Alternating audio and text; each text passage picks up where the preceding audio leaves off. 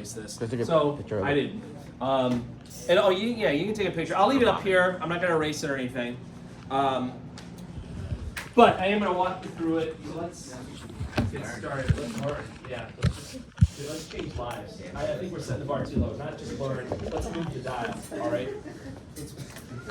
Let's let this be a game changer. That's how I'm looking at this. All right. So there's 12 cranial nerves. Don't forget. I know I've said this a gazillion times, but remember, nerve means what's the definition of nerve? Bundle of axons in the peripheral nervous system. So you should know then that the cranial nerves are part of the peripheral nervous system. All right. Students sometimes mess this up on the test because they think the word cranial means like brain, and then they think it means central, and they mess it up. But they're part of the peripheral nervous system. Now, there's going to be a lot of questions potentially on the lecture exam on Thursday about cranial nerves. I highly recommend, you can take a photo of that table that I put up there. I recommend, going through that, knowing it really well. I could ask a bunch of questions on the lecture exam about the cranial nerves. What's that? Could or will? Not a question you want to answer. I would say, I'd have to go back and look, but there's probably at least 5 or 6 questions. Let's say 4 or 5 questions on the lecture exam. I would say at least. And then on the lab practical, it's going to be even worse because I will be able to show you pictures, kind of like this one. Make sure you know this picture really well. I'm not going to go through the cranial nerves in lab per se. I'm just kind of doing it all right now, but you will be asked about them on the next lab practical. And I'll show you a picture like this, and I may, obviously they won't have the names up here, and I'll point to something, and I may say like, what's the name of this cranial nerve? And you'll have to tell me. But then I might just point out and say, what's the number of this? And you have to tell me the number. Make sure you know your Roman numerals, okay? For example, what's that number? 9, good. What's that number? 4, good. What's that number? 6. All right, make sure you know that stuff because I will not answer that during the practice. Is that a 3? I won't do that, so make sure you know it. There won't be any pictures on the lecture exam, so you don't have to worry about identifying there. But for the lab practical, yeah, I could show you this. And make sure you take a deep breath and you answer the question that's being asked. So I might point to this, and say name a function of that. Don't just like knee-jerk see that like, oh, that's the olfactory nerve and start writing it down. That might not be the question I'm asking, right? So just be very careful. There's a lot of little details. It's kind of like when you had to learn the muscles and you had to learn the origin, the insertion, the action, It's kind of like that, but it can be a little bit tricky. So anyway, let me go through this stuff. Notice there is a method to how they numbered this, right? So at the top would be anterior, and at the bottom would be posterior. And basically they went from 1 through 12, starting with anterior, and then 2, 3, 4, 5, 6, 7, 8, 9, and then until they get to posterior, and then you got 12 at posterior. So there is a method to how they numbered them. So I'm going to go through each cranial nerve, and basically you can see I already put it up on the board here, but every cranial nerve has a number, it has a name, it has a class, that stands for classification, and your 3 choices are sensory, motor, or both, all right? And then the function, and then lastly, that question PS, that means, does it have parasympathetic branches in it? Some of the cranial nerves, as you'll see up here, they have parasympathetic branches in it, okay? What's the other division of the autonomic nervous system? Besides parasympathetic, there's sympathetic. There are no cranial nerves that have sympathetic, only a few that have parasympathetic. When we get to chapter 15, I'll explain why that is, but basically, you should know, which cranial nerves have the parasympathetic branches. It's basically 3, 7, 9, and 10 that have parasympathetic branches in it. So I could ask you about that. There's just a lot of information. On the lab practical, for example, if I ask you for a function, it's kind of like what I did with the muscles too. If I ask for a function, if you just name one function that's correct, I'll mark it correct. Don't feel like you have to regurgitate the whole paragraph. If you just manage to name one that's correct, it'll be marked correct, you know. Just be careful, because sometimes I might say name a sensory function or name a motor function, and then you just got to be careful that you're naming a sensory or you're naming a motor. But other than that, you know, just you should be in good shape just by listing like one example, right? All right. Anyway, enough talk. Let's go through this. So first one is the olfactory. What does olfaction mean? Smell. Smell. So this is a good cranial nerve to start with. It's pretty simple. It only does one thing. It does your sense of smell. That's it. So in terms of classifying it, it's just classified as sensory.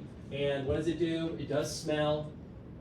There are no motor branches in it. And remember, parasympathetic, sympathetic, those are part of your motor division. So the fact that there's no motor divisions, I mean that there's no motor neurons here, tells you that there can't be any parasympathetic, okay?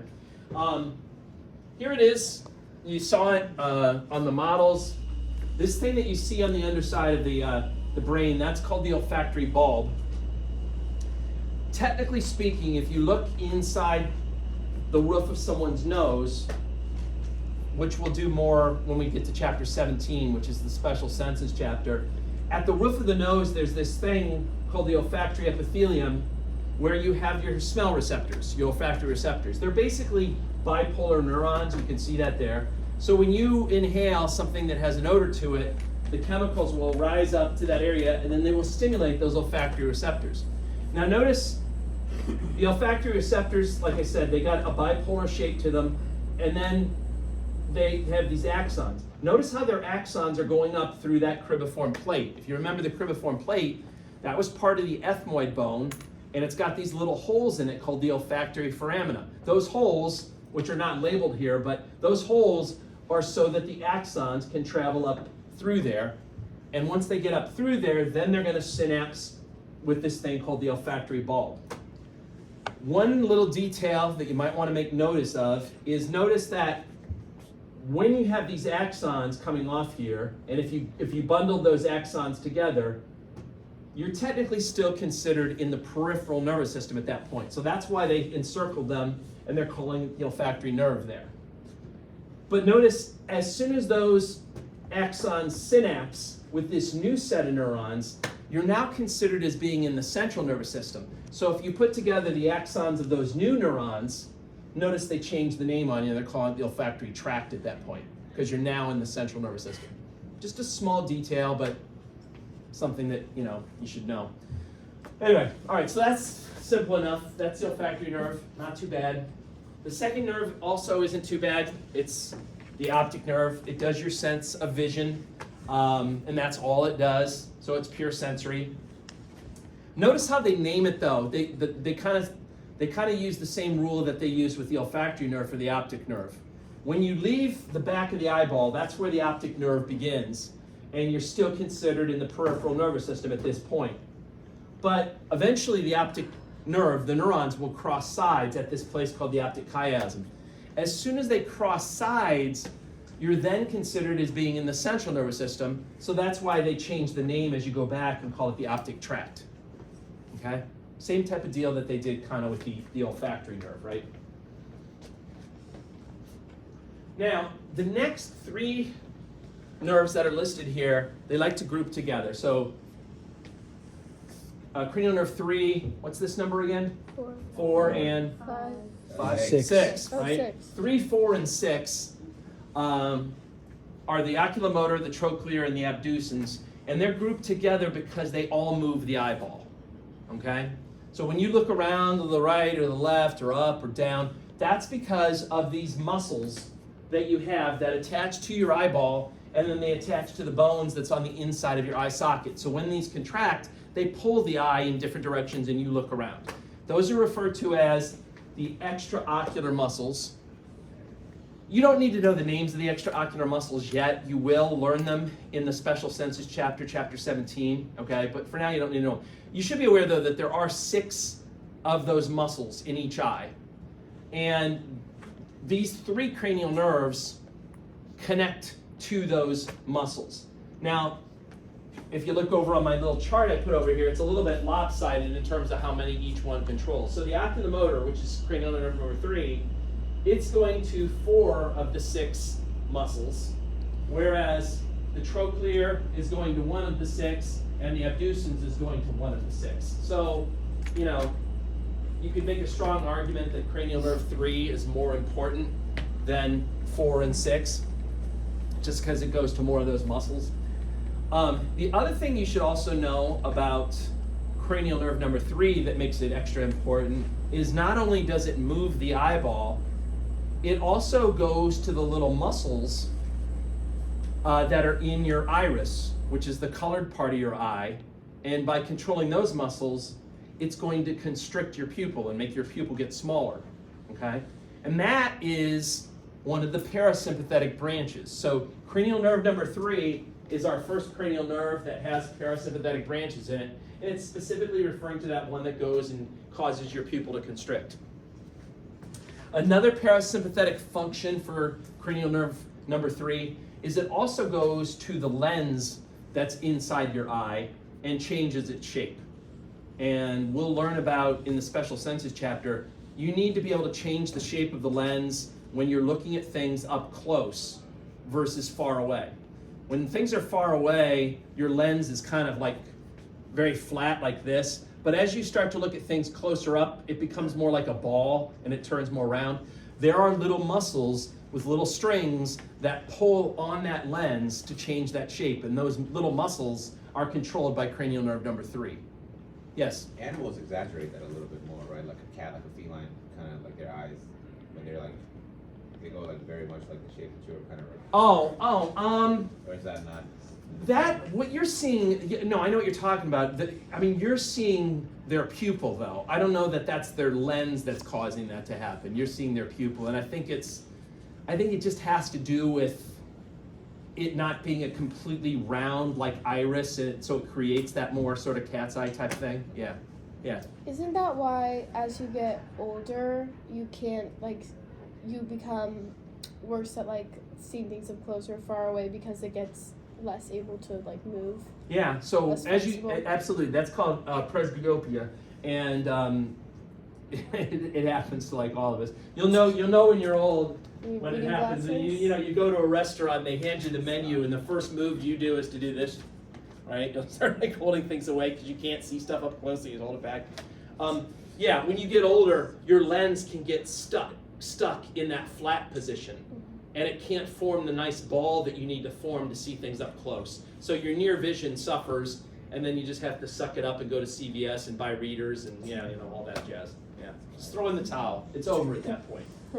You just don't know it yet. It's over. All right, give up. What else is that? But it's more the quality of the lens. It's not the muscle strength, Yeah, right? or muscle strength as well. In terms of what? You mean like, well, it's the quality of the lens in the sense that it's not as elastic as you get older. It gets stiff and it gets stuck. Yeah. Yes, but muscles still. The muscles are still trying to do their thing, but with it being stiff, it's hard for them to be able to pull it. Or Yeah. it might be muscles as well. So it's not. It might be some. It's combination. usually, to my understanding, it's usually the lens itself losing the elasticity, but I think muscles can also play a role. Yeah. Yep. What else was I going to say about this? No, I guess that's it. So anyway, that's cranial nerve number 3. Cranial nerve number 4 and number 6, they're not quite as complicated. They each go to one muscle apiece. One thing that's kind of fun about 6, I mean, it's not that fun. Here, get way less excited than you were.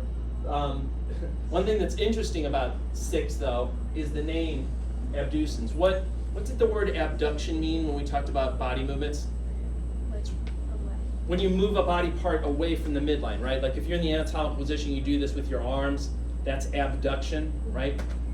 This nerve got its name because the muscle that it goes to causes you to abduct your eye, move your eye away from the midline. So for example, if I look to the right like this, I'm totally using my abducens nerve to make my right eye pull out to the side like that.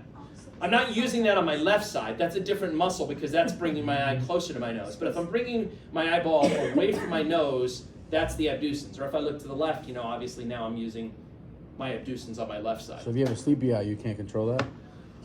It's a little bit more complicated than that, but yeah, I mean, all these guys kind of work together, but yeah, that could be one potential cause. You may not be able to control that particular muscle. Yeah. CPI.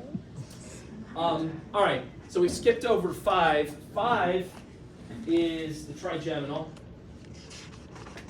And if you remember, we had the corpora quadrigeminal. What did Gemini mean? Twins. So this means the 3 twins, which means that if you think about the left side and the right side, there's like 3 pairs of these nerves that are coming off. So each side has 3 branches that comes off. There's a ophthalmic branch, a maxillary branch, and then a mandibular branch. The most famous thing about the trigeminal nerve is it's the major sensory nerve to your face. Okay?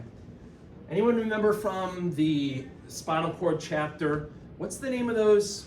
Like you create that map of the body that shows different skin areas and what's close? Yeah. Dermatomes. Remember the dermatome map that showed you? And when we were covering the dermatomes, you may remember me saying, or maybe you don't, that the spinal nerves, every spinal nerve except for C1 has a dermatome skin area someplace. And then I said with the cranial nerves, there's one cranial nerve that has a dermatome. This is it, and that's the dermatomic cover. So the skin on your face is the dermatome that's covered by the trigeminal nerve. And each of these branches does a different area. So like the ophthalmic branch is doing like sensation on your forehead and around your eyes. The maxillary branch is doing like sensation in the middle of your face. And then the mandibular branch is doing sensation down lower, like on your chin. Now, you may have looked though over here and seen that I wrote down both though for trigeminal. So it's sensory and motor. And that's because not only does it sensation to your face, it also does chewing. What's the fancy name for chewing? Mastication. Mastication. So it also does mastication. And if you look over here, you can see this branch of the mandibular is going to some of these muscles. It's going to the masseter muscle right there. Remember the masseter from a few weeks ago? It's also going to this muscle on the side of your head, the temporalis muscle. Those are big chewing muscles. Okay. So that's the trigeminal. It's both. Then you got the facial, cranial nerve number 7. The facial is most famous for being the nerve that goes to the muscles of facial expression. So when you smile, frown, pout, whatever, that's all due to sending signals to your facial muscles using the facial nerve. Okay, that's what it's most famous for. However, it's classified as both because it also has a sensory component, and that's because it does taste on the front 2/3 of your tongue. The anterior 2/3 of your tongue, the taste buds that are there, are connected up to your facial nerve. Okay. Now, that's all fine and dandy, but there's also some other stuff that it does that's super important. If you look here, it's a little hard to see, but there are branches that are going up to your tear glands, your lacrimal glands. There's also branches that are going down to your salivary glands. So that's something else that number 7 does. It makes you, it creates tears by going to the lacrimal gland, and then it also creates saliva by going to some of those salivary glands. And those functions are parasympathetic, right? They're not something you have direct control over. So that's why this now has a big yes over here, because these two lacrimal glands and salivary glands, that's something that would be parasympathetic. Okay. You guys probably have heard of the condition, or some of you have heard of the condition Bell's palsy. You guys heard of that before? It happened to a basketball player last year. Yeah, it happened to Joel Embiid, last player. Oh, did he have that? I didn't know that. It happened in the playoffs where like his face, like the one side of his face, he had like no control over it. Did it go away? Yeah, but he played through it though. Oh, okay, cool. Well, that's good. I mean, I guess he's not like shooting the shot with his lacrimal gland, so I guess he could play through it. But anyway, yeah, no, it usually resolves. It's not a serious condition, but it can be, very frustrating and, I guess concerning if you have it at the time. But basically, it's a temporary paralysis of cranial nerve number 7. And a lot of times they don't know what causes it. It might be triggered by a viral infection, maybe trauma, sometimes they just don't know what causes it. It's usually on one side or the other, not on both. So either the left side or the right side, not usually on both. But when you knock out cranial nerve number 7, you can figure out what kind of symptoms this person would have. So basically, you know, that side of their face is going to be like paralyzed, almost like they had a stroke. They're not going to be able, you know, if you ask them to smile, it's going to be a lopsided smile. They're not going to be able to move it on the one side of their face, right? It's just going to be, you know, that side's basically dead. Another thing, of those muscles of facial expression, there's one called the orbicularis oculi muscle that goes around the eye, and it's the main muscle that's in charge of closing your eye. On the affected side, they're going to have a hard time closing their eye. Their eye's going to probably be open, and it's going to be tough for them to close. And then, you know, other things that, because of the parasympathetic branches that are there, you're going to have dry eyes on that side, okay? You're not making tears on that side. And you're going to be making less saliva because you're knocking out 2 of the salivary glands on that side, okay? Anyway, that's Bell's palsy. And again, it usually goes away, but it can be frustrating. So in number 7, the parasympathetic functions will be lacrimal and salivary. Correct, yeah. Cranial nerve number 8 is kind of a mouthful, but it's a pretty straightforward nerve. It's the vestibulocochlear. It's pure sensory, and the name is divided into the 2 parts. There's a vestibular part and there's a cochlear part.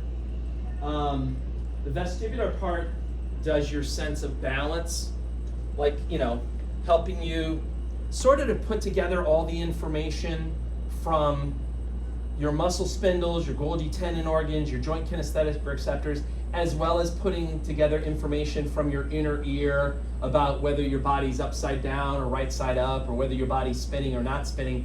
The vestibular branch of the vestibulocochlear is kind of in charge of that.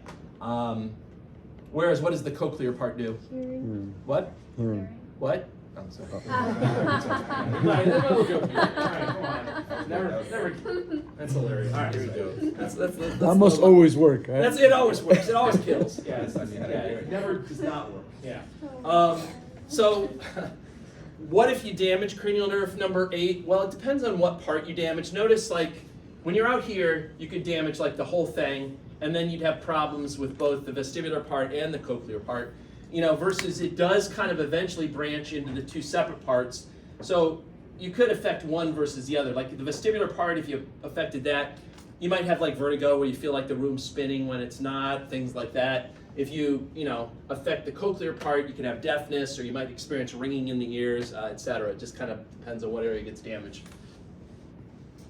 Anyway, all that stuff is sensory, so it's a fairly straightforward nerve. Cranial nerve number 9, glossopharyngeal, does a lot of things. It's classified as both. You can see the list of stuff that it does. So it's doing taste on the back third of your tongue. So the posterior 1/3 of your tongue, the taste buds that are there are connected up to the glossopharyngeal nerve. Whereas the anterior 2/3, the taste buds are connected up with the facial nerve. Yeah, Olga. So, I have a question about the taste sensation. So you will say you are dividing anterior part and posterior part. Yes. Is there left and right side? Yeah. Yep, I mean, because there's a left and right. Cranial nerve number 9 would be responsible from the left side, would be responsible for the left posterior 1/3. 1/3 Yep. of the tongue. And then the right branch would be responsible for the right posterior 1/3. Yep. Yep. Yeah, I mean, I know maybe on this drawing is a little confusing. They just didn't continue it out on both sides. They're just trying to simplify it. But yeah, it would be on both sides. So it's doing taste. It's also doing. Actually, I should just tell you guys this before I forget. I didn't tell the other class this. Oh well. So. Do you like us better? Yeah, I like you guys better.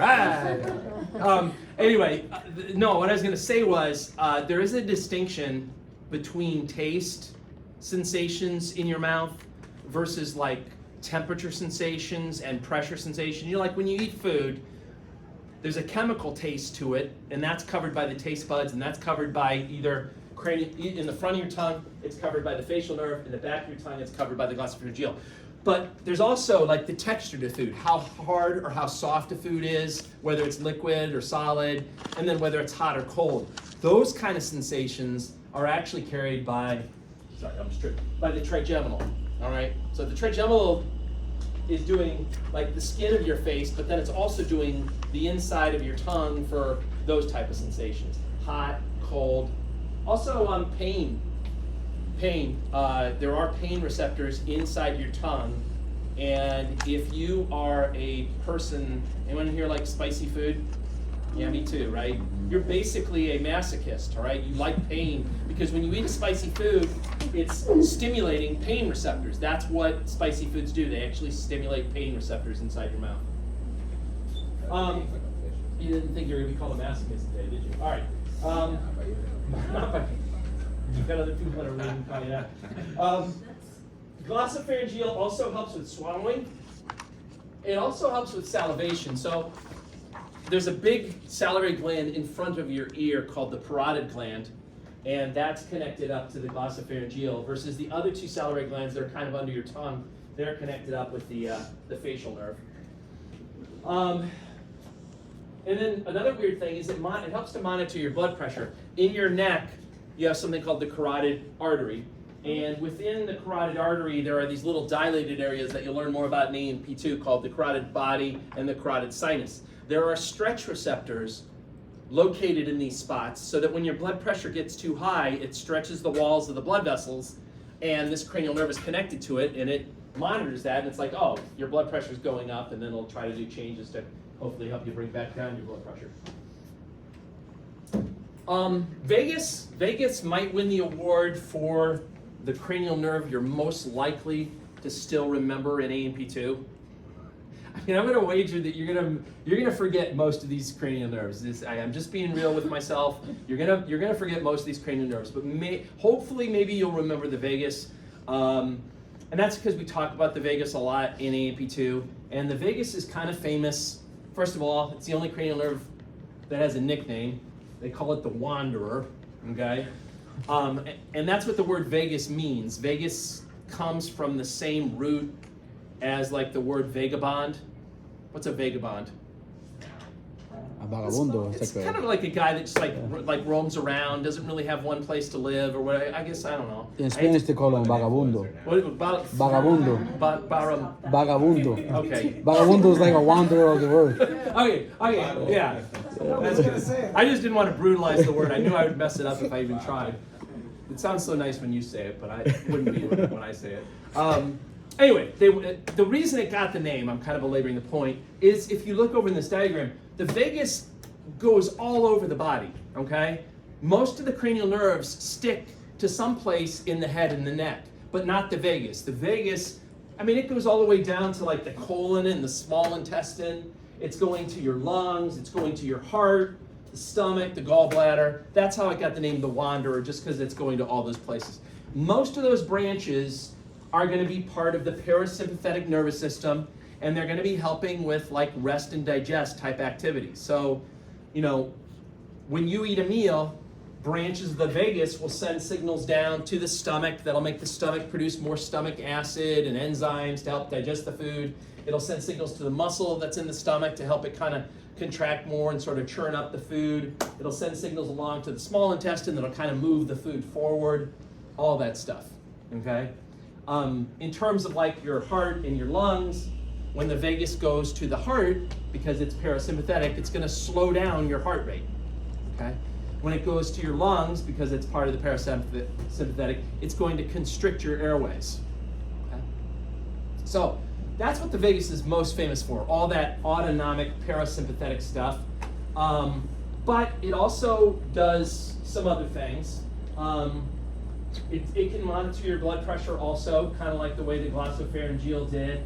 It can also monitor blood chemistry, like what's the pH of your blood, how high are carbon dioxide levels, that kind of stuff. It plays a role in swallowing, which also helps out the glossopharyngeal.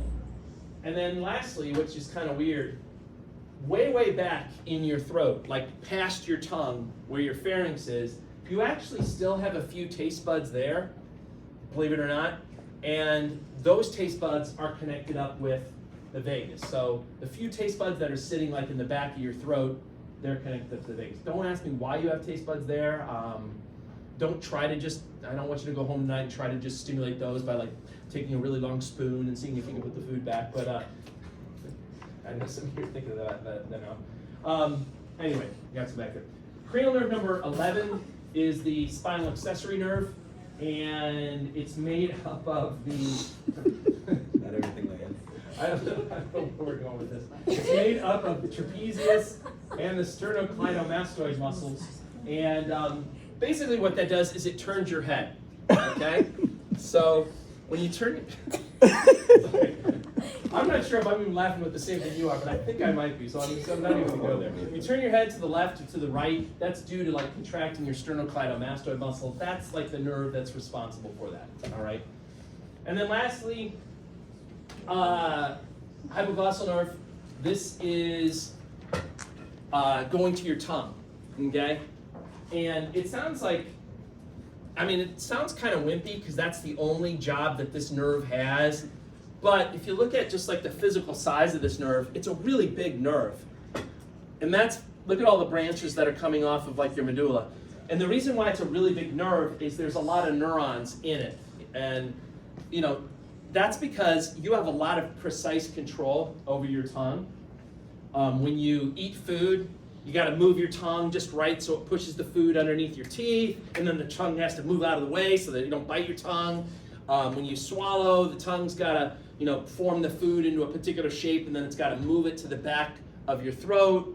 And then obviously when you talk, to say clear words, your tongue has to work just right in order to, you know, form the words. So all of that like precise motor control is why there are a lot of neurons and why this nerve is physically big. And that's also why, if you remember the homunculus guy, why there was such a big area on the motor homunculus devoted to your tongue, because there's a lot of neurons going out through that cranial nerve. All right? So that's them. Now, almost as soon as, I don't know what year they finalized this list, but almost as soon as they finalized the list of the 12 cranial nerves, people started coming up with memory tricks for them. Poor students that just couldn't suck it up and, you know, memorize things. They came up with memory tricks. So here are some memory tricks. You're welcome to, what's that? They're good ones, though. There are good ones. There used to be a whole, and I don't think it's up anymore, there used to be a whole Wikipedia page devoted. There were like 200 memory tricks there. But anyway, here's some of the classic. This is the oldest one I know of. This is the one they used to use forever.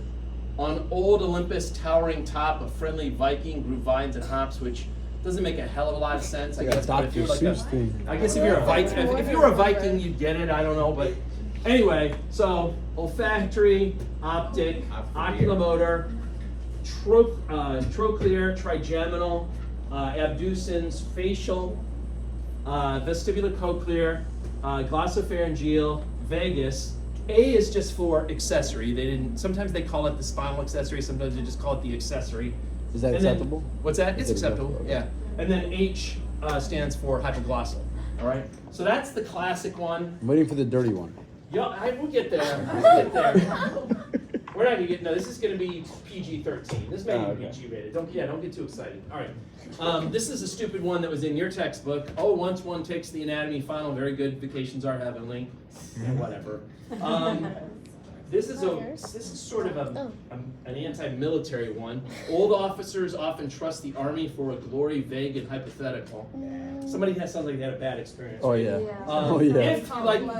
If you like Oprah, they actually have a mnemonic. If you like Oprah, first of all, is Oprah even still alive? Yes. Yeah. All right. I haven't seen her in a while. I just want to make sure she's irrelevant. Okay. She's irrelevant. She's in Hawaii. She's kicking hanging out. out. Does she still have a show? No, she has her own network now. Oh. She looked Malo over I hear that Oh, she was hanging out with Kamal? Yeah. Oh, okay. Kamal. All right, sorry. Anyway, this is if you like Oprah. Oprah ought order tasty treats and finally value growing voluptuous and happy. None of these make sense. Now, I know what you're thinking. You're thinking, you don't like Oprah. Is there a mnemonic for you? Yes, there is. If you don't like Oprah, old Oprah occasionally drops triumphantly about farting Velveeta globs, vaunting athletes hysterically. This one. It keeps getting harder. First, I know it's hard to memorize these, right? You might as well just memorize these These are real long names. words. One other one. But I don't know if you noticed though, this person, whoever made this one up, they actually went one better, and they actually used like the first 3 They letters did, or so of they each did. one, I right? like They that didn't one. just use the first Good letter. one. Now who's stupid, right? But anyway, by far the most favorite one is O to touch and feel, and then you have to come up with something on your own for the VGVAH part. The junior, the better. All right. So you can see where you're going there, right? So come up with something. Extra points for more creative answers. Yeah. All right. That is hilarious. Let me finish this up. So development of the nervous system, we're already actually ahead of time because I didn't have to redraw this, so that's good news. Plenty of time to review. Plenty of time to review. So development of the nervous system, remember when you're an embryo, what are the 3 layers of tissue you have when you're an embryo? Mesoderm, ectoderm, and endoderm, right? Mesoderm, endoderm, and ectoderm. When you think of the central nervous system, think ectoderm, all right? Comes from the ectoderm. And when you're an early embryo, you have this flat plate of ectoderm that's called the neural plate. And as an embryo gets older, eventually that neural plate should fold like this and form a tube, and then it becomes called the neural tube. And the way it works, let's see. Sorry, didn't want to ruin anybody's day by showing you that just yet, but I think you already saw that. Holy. Just keep pulling these boards out. You know what? Let me draw it down on this one. So the way it works with the neural tube is at one end of the neural tube, it kind of gets these 3 sort of dilated areas that look like this. And then at the other end, it's just like this really long thing that goes down like this. Okay? This end of the neural tube, where you got these dilated areas, that's where the brain is going to develop, and they call these the 3 primary brain vesicles. So that's going to become the brain. The other end, where it's not dilated, is going to become the spinal cord. You can see that here's the crazy names of these different areas. So this is just focusing on the brain end. They're not showing you the spinal cord end. But at first, you start off with 3 of those kind of dilated areas. And this is in a 3 to 4 week old embryo. And they have kind of crazy names that you haven't really heard of probably, but there's the prosencephalon, the mesencephalon, and then the rhombencephalon. By 5 weeks, this should have partitioned itself into 5 secondary brain vesicles now. And they also have crazy names. So there's a telencephalon, a diencephalon, a mesencephalon, a metencephalon, a myelencephalon.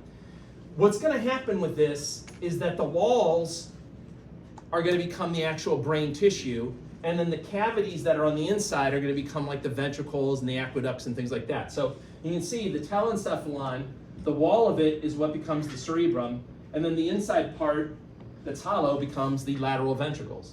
In the diencephalon, which they didn't, obviously we still have that name, the wall part are going to become the thalamus, the hypothalamus, the epithalamus. The cavity on the inside is going to become the 3rd ventricle.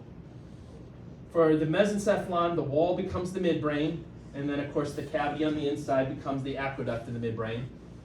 For the metencephalon, the walls become the pons and the cerebellum, and then the cavity becomes the upper part of the 4th ventricle. And then for the myelencephalon, the wall becomes the medulla, and the cavity on the inside becomes the lower part of the 4th ventricle. All right. Now, this stuff's pretty esoteric. You're probably never going to see this in your clinical careers, but one thing you may see, depending on what field you go into, is you may see babies that have neural tube defects. So, anyone heard of a neural tube defect before?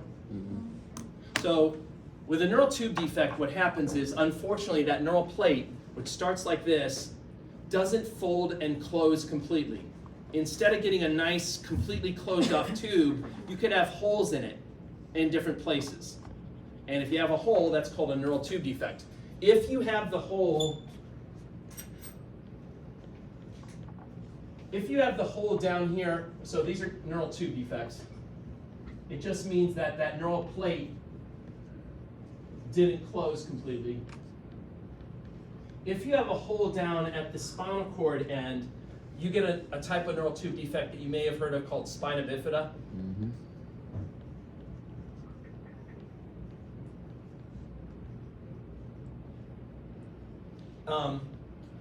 And babies that are born with spina bifida, it can run from a range from being like virtually no symptoms at all the way up to being like really severe. For example, like some babies that have this, you wouldn't even know they had it. They literally have what looks like a little birthmark in the middle of their back, just a tiny little birthmark, and that's it. No other symptoms, that's all they had.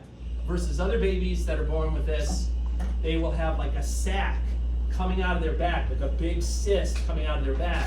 And inside of that cyst will be like the spinal cord and spinal nerves, and they'll be twisted and turned. And unfortunately for those babies, they're usually paralyzed at that level down. So they'll be at least a paraplegic. They won't be able to move their legs. Okay. So that's spina bifida. Even worse is if you don't have a closure at the brain end, and that problem is called anencephaly. Okay? What does it mean when you put an A before things? Like afebrile or asymptomatic?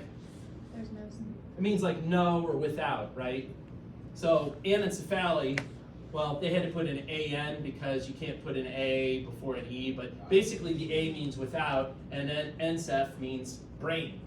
So these poor kids that are born with this, they don't usually live long. Like we're talking maybe a few hours after birth, if even that. They're basically born with like maybe part of their brain stem. So they might have some of their vital centers that keep them breathing for a little bit of time, but the rest of their brain just didn't develop. And it's a sad situation, but they usually die very shortly after birth. The good news for you, if you're a pregnant woman, what can you do to reduce the risk of having a baby that has a neural tube defect? Take what? Prenatal. Yeah, what vitamin in particular? Prenatal. Prenatal? Yeah, but what more specifically? Oh wait, I know this. Starts with an F. Yes. Phosphate? No. Fish oils. I'm hearing a whole range of F sounding, yeah. Folic acid or folate. Yeah, did you say it? You got it right? Okay. Anyway, folic acid or folate has been shown to significantly reduce the risk of a mom having a baby that has a neural tube defect. No, that diagram at the end, is that for the baby? Yeah, that's for the baby. That diagram at the end, the dilated part is is this area that here. one, okay. Yeah, the straight part is the spinal cord that they didn't draw in this picture. Okay. Yeah. All right, aging in the nervous system. Brain mass declines starting in early adulthood. 80 years of age, the brain weighs 7% less than it did when you were like in your 20s. Number of neurons doesn't die off. It's the synapses that get broken. So, when you forget stuff, it's usually because you're losing the synaptic contacts that you had. You still got the neurons there. It's just that they're making fewer contacts with their neighbors, right? As brain mass decreases, so does the capacity for sending nerve impulses to and from the brain. Information processing diminishes.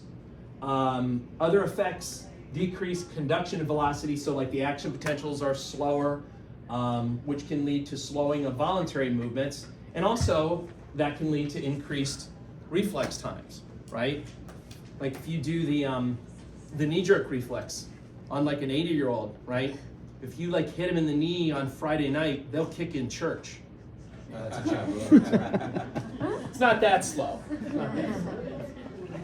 See, I knew that went reasonably well here. It was crickets this morning. I told that joke, it was like, they're like, you idiot, just keep going. 8-year-old in your room. Is that what it is? Yeah, right. That's what 8-year-old was in. Yeah, they were offended or something, maybe? That could be. No one looks 80 in my other class, though. They're hiding it well if they're 80, I don't know. All right. Some disorders. We talked a little bit about strokes last week. The fancy name for a stroke is a cerebrovascular accident, or a CVA. Strokes come in two general types. Ischemic means that you've got a blockage of some sort. So there could be a clot that's inside the blood vessels going to your brain. There could be atherosclerosis where you got cholesterol and other junk building up on the inside of your blood vessels, so that's making a smaller opening for the blood to flow through. Those would be examples of like ischemic type strokes.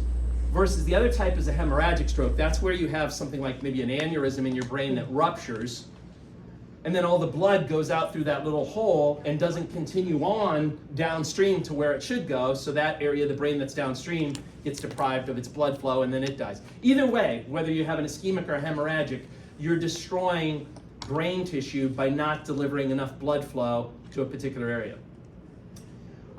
Strokes happen very quickly, 1 second a person's fine, and then bam, they stop moving on one side of the body, they're slurring their words, they're looking off into space, whatever. It just happens very quickly. So they're both just due to lack of blood supply. They're due to not getting blood to the tissue. Yeah, one because there's a blockage, the other because there's a rupture, so blood's going out through the hole and it's not continuing on where it should go.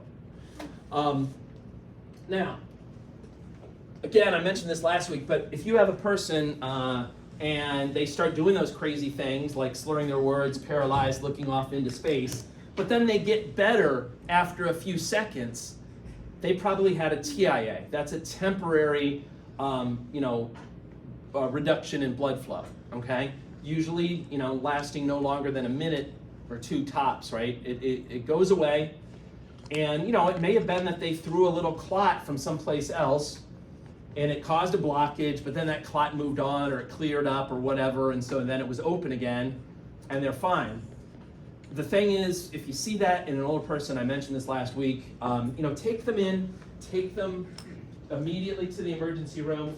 They're not going to want to go probably because they're going to be old and crotchety because that's what old people do. I don't want to go, I'm fine. Where are you going? Too bad. So you take them in, and then when they're in the ER, they'll give them special medications that can actually break down the clots and dissolve them before they have a full-blown stroke, because in the next 24 hours after that TIA, there's a significantly high risk that they will have a real stroke. Yeah. Olga. So TIA, in the name, it says ischemic. Mm-hmm. Can TIA be caused by hemorrhage? No, it's not usually.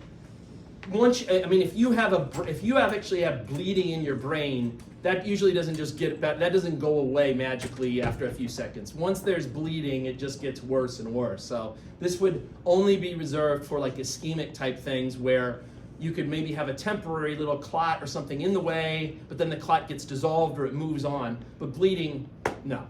Do you have any statistics? In which part of the brain TIA most often happens? In which lobe or? Yeah. No. I'm sure I don't. The short answer to that is I don't know the numbers, but there probably are areas that are more prone to TIAs and strokes. Absolutely, I'm sure there are. Yeah. All right, last thing, Alzheimer's disease. I think everyone knows a little bit about Alzheimer's disease, or maybe you know a lot about it if you have a family member that has it. 11% of the population over 65 get it. Cause is unknown. There's no cure. It's progressive. Memory loss is a key thing. Intellectual impairment. Once you start affecting that prefrontal cortex, then you can see personality changes, just like that Phineas Gage guy or whatever, that got the spike through his head through there. If you damage, from whatever cause, if you damage the prefrontal cortex, your personality is going to change. And usually not for the better. Like, usually you become more angry and short with people. I don't know why that is, but they actually call those frontal release symptoms when you have that kind of shortness with people and, you're being a jerk all the time and whatnot. So, start as a jerk early in life, and then you won't change that much if you do get this, all right? That's my advice. Eventual loss of reason and ability to care for oneself. People that have Alzheimer's or other advanced, like dementia and things like that, they don't usually die of the neurologic disease per se. They die because they can't move around, they become bedridden, and then that sets up a situation where they can get pneumonia. Pneumonia is a huge killer of bedridden patients, right? Being able to walk around, get up, take deep breaths, clear out your respiratory tract is so important. If you're not doing that, bacteria can start to set in, Your immune system doesn't work as well as it did. The little cilia and other things that work to try to get the dirty mucus away from the lungs, they don't work as well as they did. So you're set up for pneumonia, and that a lot of people die from that. If you could do an autopsy on a person that has Alzheimer's, some things that you would see would be loss of neurons in areas like the hippocampus and the cerebral cortex that are important for memory. Outside of neurons, you can see some abnormal plaques being deposited that are called amyloid plaques. And then inside of the neurons, you can see some abnormal proteins called neurofibrillary tangles that are building up, okay?